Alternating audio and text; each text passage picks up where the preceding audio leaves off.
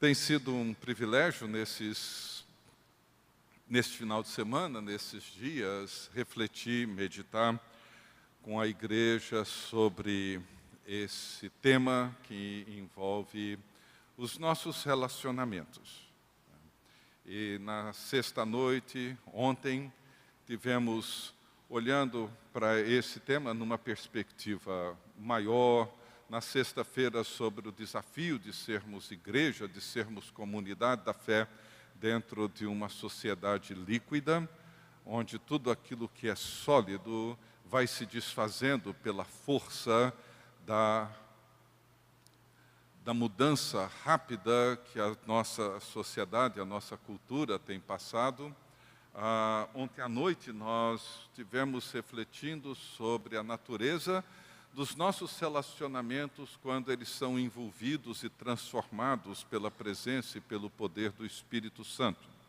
E hoje nós estamos olhando para esse mesmo tema à luz de alguns salmos.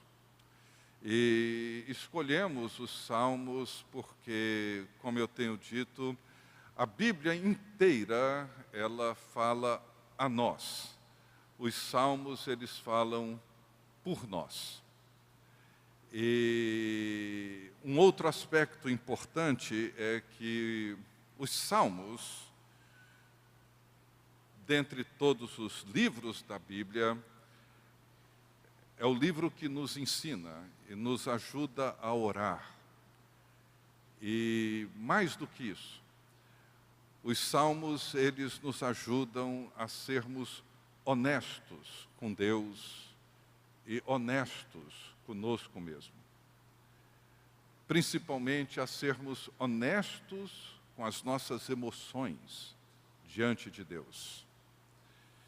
Então hoje, no primeiro culto, abordamos o Salmo 51 e a necessidade de orarmos a nossa culpa, enfrentarmos a nossa culpa de maneira honesta, corajosa.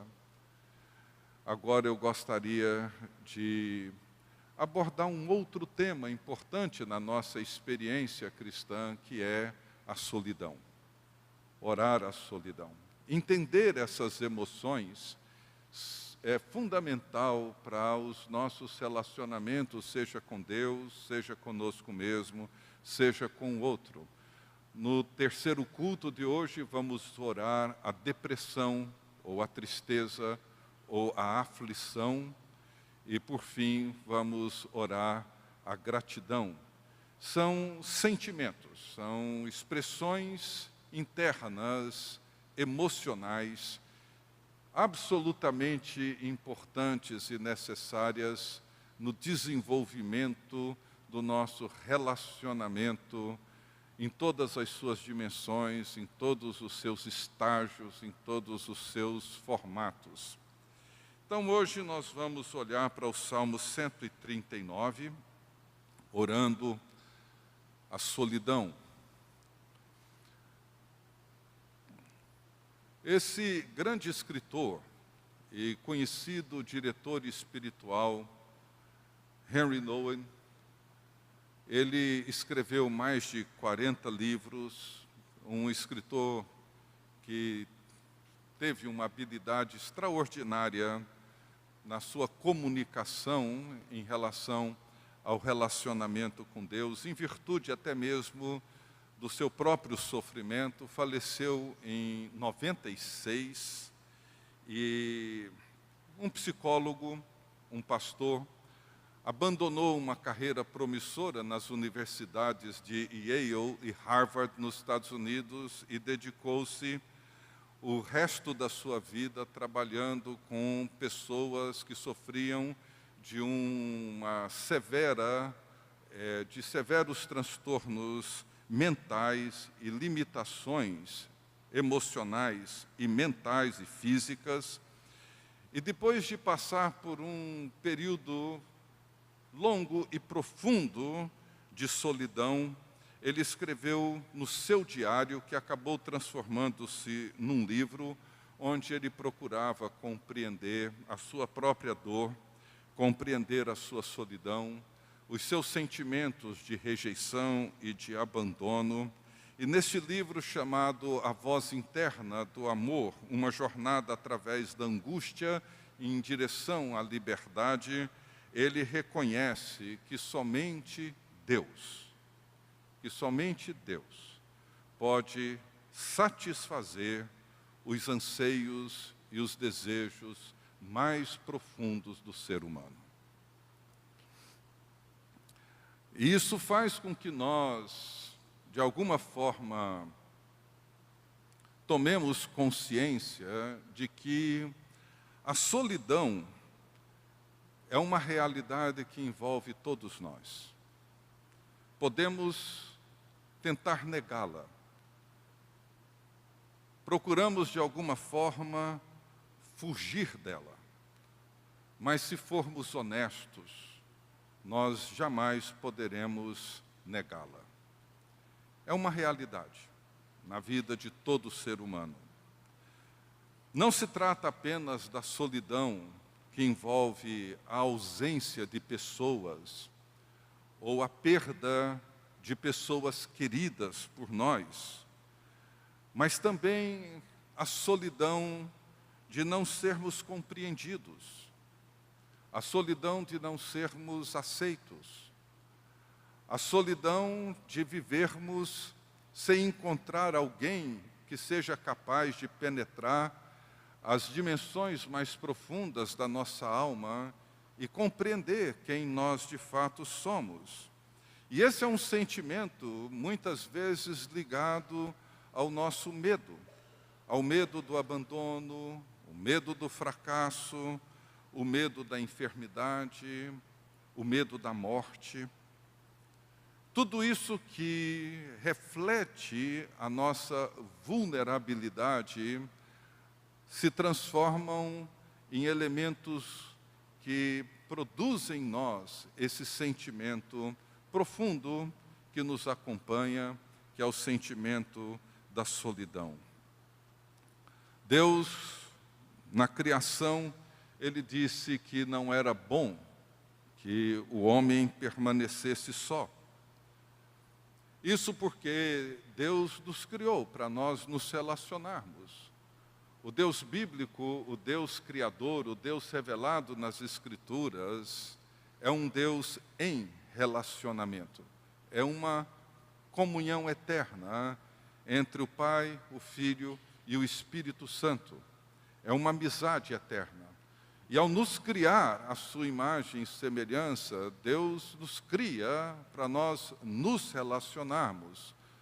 Nós carregamos dentro de nós, todos nós, o anseio de sermos amados e de amar, o anseio de pertencermos, o anseio de nos encontrarmos como parte de uma comunidade ou de uma comunhão que de alguma forma vem e preenche esses desejos mais profundos da nossa alma. Contudo, a queda provocou uma ruptura nos nossos relacionamentos e desde então nós nos sentimos sós. Os nossos pais não nos compreendem. E esse é o sofrimento de muitos jovens, de muitos adolescentes. Não se veem compreendidos pelos seus pais. Os nossos cônjuges também não nos compreendem.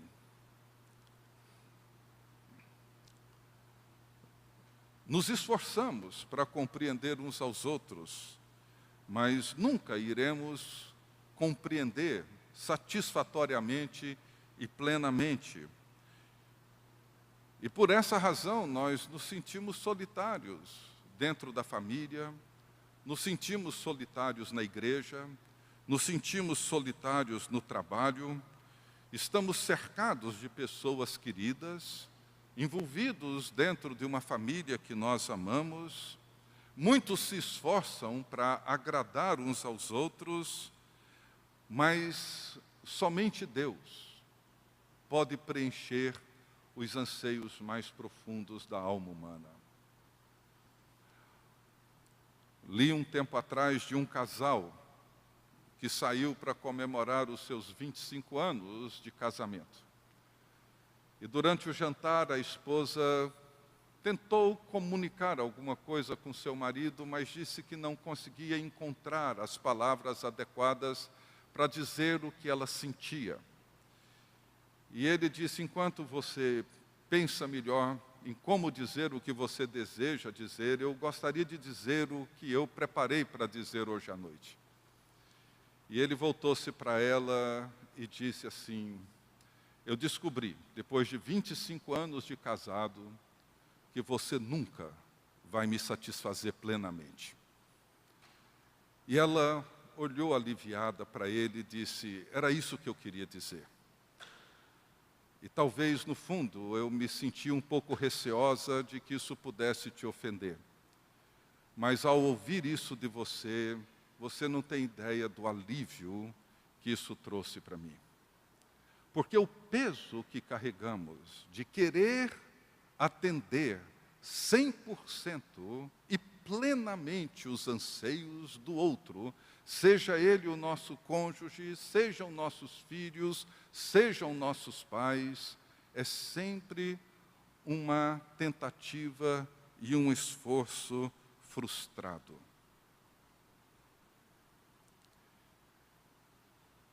Então a solidão é a nossa companhia.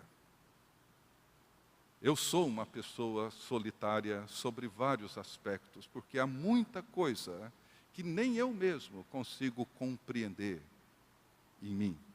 Nem eu sei. Nem eu consigo explicar corretamente. Então, o Salmo 139 é um salmo que nos ajuda a orar e a orar a nossa solidão. É um salmo como o Salmo 51 e o 42 e o 103 de logo mais, são salmos que nós precisamos memorizar. Salmos que nós precisamos orar todos os dias, como o Salmo 23 e tantos outros, que são orações que precisam permanecer conosco. E o Salmo 139, essa extraordinária oração de Davi, onde já foi lido e eu gostaria de repetir, e ele diz assim: Senhor, Tu me sondas e me conheces. Sabes quando me assento e quando me levanto. De longe penetras os meus pensamentos, esquadrinhas o meu andar e o meu deitar e conheces todos os meus caminhos.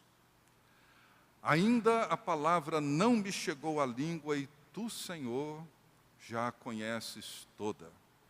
Tu me cercas por trás e por diante, e sobre mim pões a mão. Tal conhecimento é maravilhoso demais para mim. É sobremodo elevado, não posso atingir. Para onde me ausentarei do Teu Espírito? Para onde fugirei da Tua face? Se eu subo aos céus, lá estás. Se faço a minha cama no mais profundo abismo, lá estás também. Se tomo as asas da alvorada e me detenho nos confins dos mares, ainda lá haverá de me guiar a Tua mão e a Tua destra me susterá. Se eu digo, as trevas com efeito me encobrirão e a luz ao redor de mim se fará noite, até as próprias trevas não te serão escuras. As trevas e a luz são a mesma coisa, pois Tu formaste o meu interior. Tu me teceste no seio de minha mãe. Graças te dou, visto que por modo assombrosamente maravilhoso me formaste, as Tuas obras são admiráveis, e a minha alma o sabe muito bem. Os meus ossos não te foram encobertos, quando no oculto fui formado, e entretecido como nas profundezas da terra. Os Teus olhos me viram a substância ainda informe, e no Teu livro foram escritos todos os meus dias, cada um deles, escrito e determinado quando nenhum deles havia ainda. Que preciosos para mim, ó Deus, são os teus pensamentos. E como é grande a soma deles. Se os contasse, excedem os grãos de areia. Contaria, sem jamais chegar ao fim. Até aí, no Salmo. Nesse Salmo, Davi extrai essa realidade fundamental para a experiência humana e para a experiência cristã. Que somente Deus sonda os nossos corações e penetra as profundezas dos abismos da nossa alma e nos conhece. Sabe quem somos. Ninguém mais. E isso é, ao mesmo tempo, libertador, mas às vezes, pode parecer muitas vezes assustador, como foi para o próprio Davi. Os nossos desejos primários são os desejos que nos foram dados por Deus. Correntes da psicologia costumam insistir em dizer que os desejos primários e dominantes do ser humano são os desejos da carne, particularmente os desejos do sexo. Mas quando nós lemos as Escrituras, nós percebemos que os desejos primários e dominantes do ser humano são os desejos do espírito, não são os desejos da carne. Nós tentamos fazer com que esses desejos da carne supram os anseios da alma, mas nada que é finito pode alimentar e satisfazer os desejos infinitos. Se o meu desejo é um desejo de ser amado e amar, nenhuma experiência finita, seja ela sexual, seja uma aventura qualquer, jamais irá satisfazer. Então, a primeira realidade que brota desse salmo, como eu já disse e repito, é que somente Deus, o Criador, nos conhece, me conhece, te conhece plenamente e perfeitamente. Somente Deus nos compreende. Para Deus não existem segredos, nenhum segredo meu passa despercebido ao conhecimento e aos olhos de Deus. Os meus pensamentos, os meus caminhos, os meus sonhos, os meus planos, as minhas palavras ditas e mesmo as palavras que ainda não foram ditas, os meus desejos, os meus anseios mais profundos, os meus medos, as minhas incertezas, as minhas angústias, as minhas aflições, tudo, absolutamente tudo, Davi mostra nesse salmo que Deus conhece. E sabe perfeitamente mais do que isso. Ele me ama. Ele ama cada um de nós, pessoalmente. Ele nos protege. Ele nos guia. Como diz Davi, meditar nessas coisas, refletir sobre elas, é tão profundo e ao mesmo tempo tão elevado que nós não conseguimos sequer tocar na realidade imensa do conhecimento e do amor que Deus tem por nós. Isso nos leva a perceber que os pensamentos e os propósitos divinos são muito mais elevados e muito mais profundos do que nós podemos compreender. Diante de Deus, não existe nada que Ele não saiba antes. Não existe nada que Ele não conhece muito mais do que nós mesmos. E é por isso que Agostinho, no século IV, ele ora dizendo assim: ó Deus, Faz que eu te conheça, meu conhecedor, que eu te conheça como de ti sou conhecido. Virtude da minha alma, penetra, assemelha a ti, para que a tenhas e possuas sem mancha nem ruga. Essa é a esperança com que falo, e nesta esperança que me alegro, quando gozo de sã alegria. E para ti, Senhor, que conheces o abismo da consciência humana, que poderia haver de oculto em mim, ainda que não te quisesse confessar? Poderia apenas esconder-te de mim, poderia apenas esconder-te de mim, mas nunca me esconder de ti. E é assim que que Agostinho escreve as suas confissões. Ele ora e diz: Deus, permita que eu te conheça como de ti eu sou conhecido. O que eu poderia esconder diante de ti, tu que conheces tudo? O que poderia haver de oculto em mim, ainda que eu não te quisesse confessar? Eu poderia esconder-te de mim, mas jamais esconder-me de ti.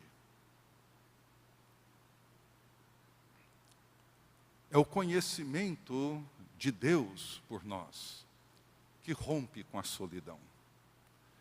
É quando eu me torno consciente do quanto Deus me ama e do quanto Ele me conhece, que as algemas do medo e da solidão são rompidas.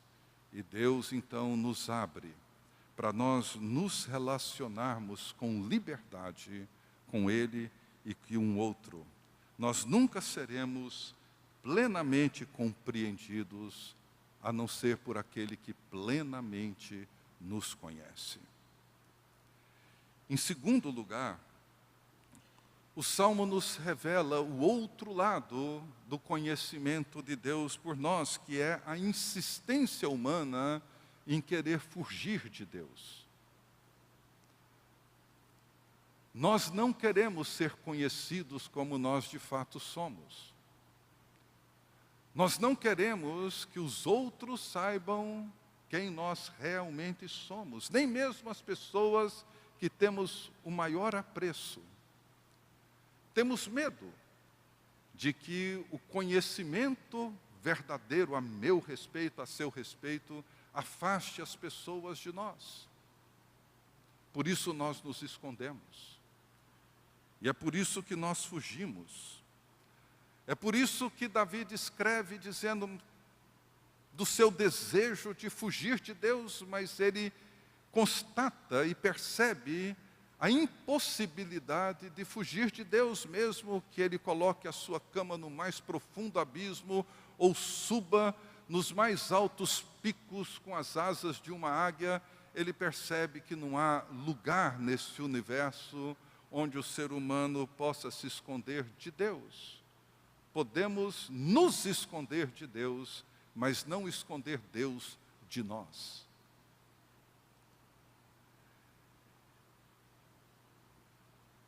A necessidade que nós temos de preservar uma falsa imagem aos outros e às vezes até mesmo a Deus, intensifica a nossa solidão, fragiliza os nossos relacionamentos e provoca os nossos vícios emocionais.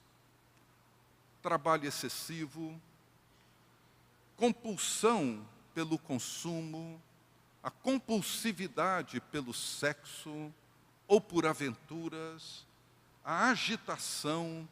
É como se vivêssemos sobre uma camada fina de gelo num lago congelado, onde nós precisamos correr o tempo todo, porque se pararmos, o gelo se rompe e nós caímos nas profundezas desse lago gelado. Como alguém uma vez disse, que aqueles que não encontram sentido para a sua vida, eles dobram a velocidade.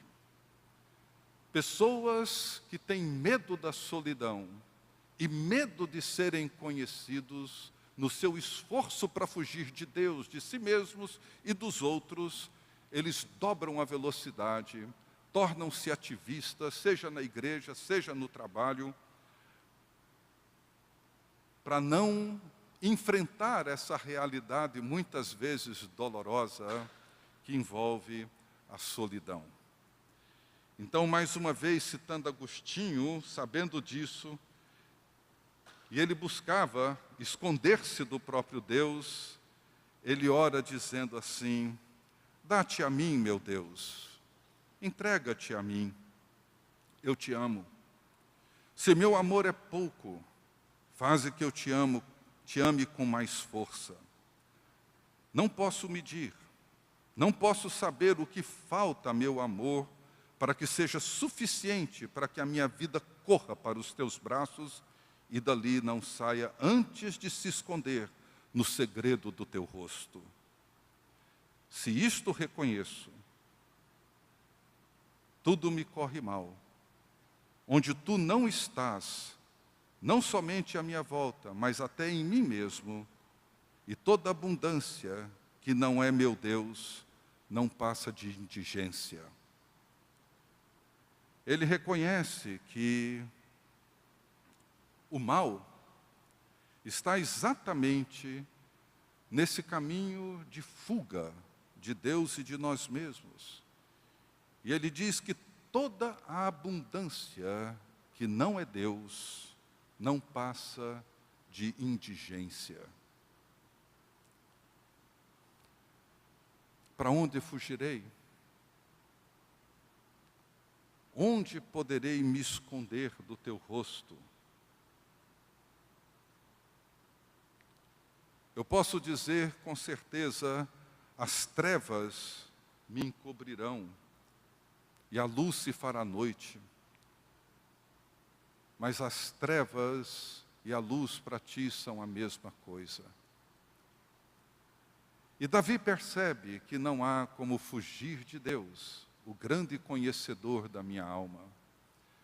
E quando eu experimento o conhecimento e, ao mesmo tempo, o amor do Pai que me acolhe, como do filho pródigo quando ele volta para casa. E antes mesmo de querer confessar e fazer todo o discurso que ele já havia ensaiado no seu exílio para dizer ao Pai, o Pai o abraça, lhe coloca um anel nos dedos, o recebe de volta com amor, com compaixão de um pai que conhece o filho. Um terceiro aspecto que envolve essa oração é que Deus não só nos conhece, e não só sabemos que não é possível fugir de Deus, mas Ele também conhece o nosso interior. Ele nos formou, nos teceu. Quando éramos ainda uma massa sem forma, sem beleza, no útero de nossa mãe, Davi diz que Deus já o conhecia. Muitas vezes a nossa solidão ela é aprofundada pelo sentimento de rejeição e pela baixa estima que nós temos, pela forma como nós nos vemos em comparação com outras pessoas, com outras circunstâncias. Isso tudo diminui o valor que temos de nós mesmos e aumenta e intensifica o sentimento de alienação. Mas o espelho de Davi é a forma como Deus, assombrosamente maravilhosa, o criou. Ele diz, visto que de forma assombrosamente maravilhosa tu me criaste. E ele diz assim, a minha alma sabe disso muito bem. Eu acho isso impressionante. Quando um jovem, uma jovem, um homem adulto, uma mulher, pessoas que sofrem de uma péssima percepção de si mesmos, por não se considerarem adequados, por se verem confusos, por se sentirem rejeitados, por sofrerem algum tipo de bullying ou de humilhação. Essas pessoas que muitas vezes entram num estado profundo de tristeza, de angústia pela solidão, pela rejeição, quando essas pessoas se dão conta de que Deus, de forma extraordinariamente maravilhosa, assombrosamente maravilhosa, criou cada um de nós. E quando eu digo para mim mesmo, a minha alma sabe disso, a minha alma sabe o quanto eu sou precioso a Deus, a minha alma sabe do valor que o Criador dá a mim, sua criatura. Quando a minha alma entra em contato com a grandeza e a riqueza e a profundidade da criação de Deus, quando eu percebo que quando nenhum dos meus dias existia ainda, Deus já os tinha na sua contabilidade eterna, quando Ele sondou as entranhas da minha mãe e ali me teceu e me formou para ser exatamente aquilo que eu sou e para ser transformado e me tornar naquilo que Ele deseja que eu seja. Quando eu me olho dessa forma, não pelos padrões da cultura, não pela fita métrica dos padrões sociais, mas quando eu me vejo diante daquele que me criou, e a minha alma torna-se consciente da beleza da criação, isso transforma toda a minha estima e faz com que uma nova liberdade se instale dentro de mim e me abre para amar e para ser amado. E por fim, talvez um dos maiores e mais terríveis obstáculos para essa nova liberdade, e que nos torna ainda mais profundamente solitários, é o medo da morte. Essa realidade que é parte da nossa vida, é parte da nossa existência. Somos seres finitos. Isso significa que a morte é uma realidade que todos nós, cedo ou tarde, iremos vivenciar. E muitas vezes o medo da morte é o abismo da solidão. Seja olhar para a nossa própria existência finita, ou olhar para aqueles que estão próximos de nós e por quem temos grande apreço, amor e afeto.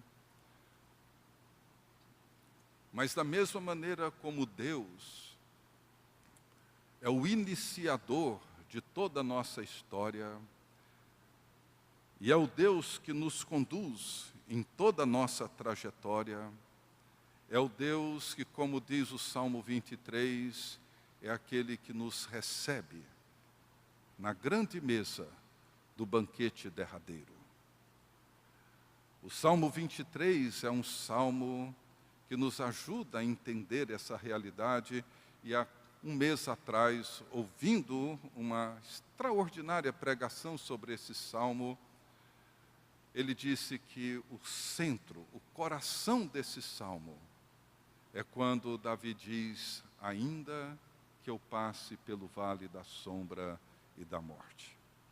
O vale da sombra e da morte é o vale necessário que todos nós passamos. Alguns passam por ele a vida inteira, outros por longos períodos da sua vida, outros nem tanto, mas esse vale é o caminho necessário que nos levará na mesa do banquete final, onde nos sentaremos, como diz Davi, na presença de todos aqueles que um dia negaram a beleza da criação de Deus e negaram aquilo que somos diante de Deus. E Ele preparará um banquete na presença de todos eles, ungirá a nossa cabeça com óleo, como os reis eram ungidos com óleo, encherá o cálice do vinho da comunhão, e nós estaremos ali recebidos, reconhecidos e aceitos eternamente por Ele. Essa é a nossa história. Então lembrem, a solidão é uma companhia de todos nós. Por uma razão simples, você não vai encontrar ninguém que consiga te compreender perfeitamente. Nunca. Mas ela não é a prisão que nos impede de viver a liberdade em Cristo, porque existe alguém que nos conhece. Muito mais do que imaginamos. Muito mais do que nós mesmos nos conhecemos. E isso nos liberta. Não temos como fugir da sua presença. Então nos voltamos para Ele.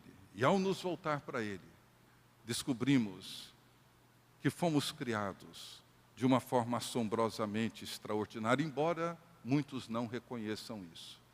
Mas fomos. E isso nos abre. E nos entregamos a Ele. E ao nos entregar a Ele, as possibilidades de novos relacionamentos surgem diante de nós. E viveremos na certeza de que um dia, apesar de todas as dificuldades e dramas que vivemos, sentaremos na mesa do banquete e viveremos eternamente nessa comunhão perfeita com o Pai. Então, meu querido irmão e irmã, leia, ore esse salmo. Talvez na próxima semana, todos os dias. Leia e ore esse salmo. Não fique jogando expectativas sobre o seu cônjuge, sobre os seus filhos, sobre a sua igreja, os líderes da sua igreja, para que eles resolvam o problema da sua solidão. Ninguém vai resolver. Ninguém. Só tem um lugar que você vai conseguir enfrentar e lidar com a sua solidão. O quarto. Quando você entrar e fechar a porta e ali sozinho, sozinha, você ouvir a voz do Deus que eternamente te conhece e te ama. Vamos orar? Pai querido, te agradecemos por essa compreensão tão além e tão acima de toda a nossa percepção de que somente o Senhor nos conhece perfeitamente. Não só nos conhece, mas nos ama. E se volta para nós com misericórdia e profunda compaixão. Nos perdoa, nos reconcilia,